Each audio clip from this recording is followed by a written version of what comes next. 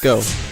Welcome back, ladies and gentlemen, to another game in the Dreamcast series that was not created by me. It was cast live in Sweden, and if you have not watched their VOD or downloaded their replay pack, which is free, please go do so, because these are great educational tools, and they're just fantastic games all around. This game is between Liquid TLO and egidra. This is Game 3, and if you haven't watched them, go watch them now, because I'm going to spoil it. It is 1-1, Game 1 going to TLO with a 7 racks all-in push, and egidra taking Game 2, punishing TLO for cheesing him in the first game. Accompanying with Smash Cap. I cannot words, I don't have the dictionary. So this is SSN Smash Cab, and he has been accompanying me for the DreamHack series. It has been exciting. I hope you guys... I'm enjoying this a lot. I actually quite enjoying these games. Are very, very good, very high tier players here. Yeah, and I'm excited to see what these guys are going to throw at each other, because like Matt said, it's 1-1, and TLO showing us his very, very in-your-face, knowing your opponent play style, and egidra with the beastly macro. Epic clash. Epic clash. All right. First game, Liquid TLO pushed with the 7 racks all in, like I said, and egidra slipped up with some misplayed banelings, and I think TLO had some extra marines in Game 2 that he thought he could get away with some sort of harass, and he did push with some early marines, but they weren't really all that early, and egidra did manage to, get some banelings up, and he used them much better in the second game, dealing a great blow to the army of TLO, and I think he really could have used those marines later in his push. Yeah, he nullified that attack pretty convincingly, and yeah, I'm not sure what TLO wanted to do with that timing there. I guess if egidra had only made drones, which is, it's not a very safe assumption to make, because egidra's really changed his playstyle a lot to be able to deal with any sort of aggression. And you see, he's taking a hatch first on this little high ground expansion. You can actually protect this expansion. I don't know if you're looking at it right now. Go to that high ground expansion. Yeah. The one that Idra's taking, yeah. Yeah, exactly. This is really, really safe, especially early game, because there's no backdoor to this. You have one big entrance with these destructible rocks here. So yeah, if you haven't seen this map before, it's called Crevasse. It's one of the GSL maps. The one interesting feature of it, though, is that it only has one gas, and if you look at the third, it has 2 gases. And so that is the downside to taking that as your second, because if you're going for some heavy tech, especially if you're, Protoss going Colossus or Terran going Mech, you need that gas, and so it might not always be the first choice. Absolutely, but you can see that TLO took a really, I'm pretty sure he went command center before barracks, really, really early, because that's an orbital already, and egidra could have actually taken his expansion, his front door expansion, very easily. But you see, he's playing it safe now. He doesn't want to take any unnecessary risk playing against a player like TLO, who could very easily do the 7 racks all in again and punish him for it. But yeah, I like the decision to take this top one, especially against TLO. A drone did get into TLO's base and scouted the expansion, so egidra knows exactly what's going on. Yeah, you still got a Ling in there. Look at that. Oh, really? Yeah. Did it just go down? No, it's picking away at the mule. Oh, is it going to get... Oh, it didn't get that mule. That would have been a huge pickup. Just, that extra few minerals you get from killing that, but... Mules are... they're very necessary. I think saying they're in balance is a little... No, they're not in balance. I think a lot of players misunderstand why mules are there. I mean, late game, they definitely overcompensate for the purpose of them. Yes. I mean, they exist to replace the SCVs that Terran uses to build.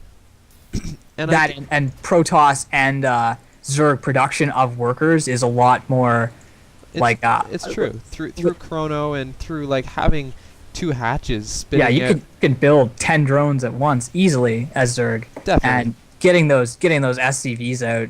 I mean, even I like to build an extra command center in my base just to pump SCVs. And sometimes it's definitely viable. But and I can see the only time ever that mules become,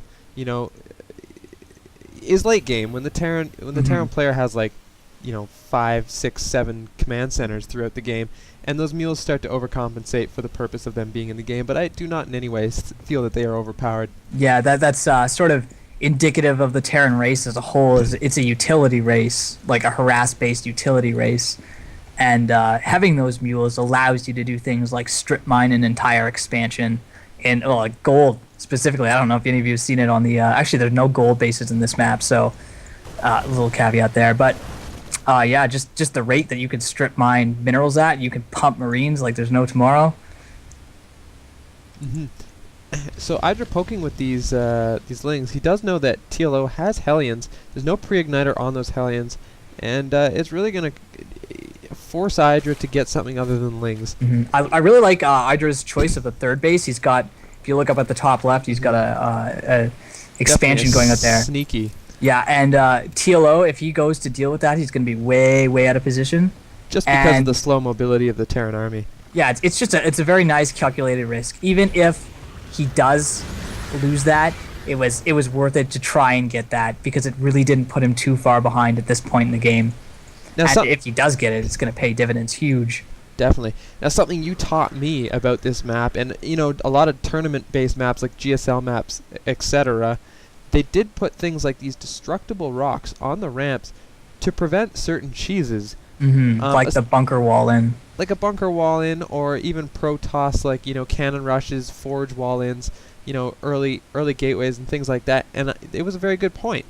And I think they really are trying to avoid early kind of overpowered cheeses. From something that can be really exploited hard by any race, really. And especially with all the huge maps now, and set spawn locations like the cross map on Metalopolis. Yeah, they're really trying to encourage those macro games. Oh, it's not actually cross map. They just can't spawn in close locations. So you'll either end up like air rush distances or cross map. Gotcha. So that it's kind of like that other one, the not Zelnaga Caverns, but it's on the same tile set. What map is that? Oh, Shakaras Plateau. There you go, that one. So same sort of deal. You won't spawn north and south of each other. So so definitely, I love how Blizzard is really kind of picking up on professional map makers. All the maps from Korea are starting to be slowly introduced to the American ladder and starting to be used in GSL, and it's really making for some interesting play. Yeah, for any of you who are active on the 1v1 servers, we have Tal'Darim Altar, which is straight from the GSL, and it's a map I really like, simply because it's very big. And the expansions you can take are in very interesting locations, but they're still very accessible. Now, not to cut you off, but if you look at the top, egidra actually chose to destroy the destructible rocks at the expo he took. Yeah. And just for that wider choke, because that gives him a real chance to defend that better. And he actually had a very unopposed drone transfer, and you can see that right now he's getting a lot of gas, because I think he really wants to pump these mutas.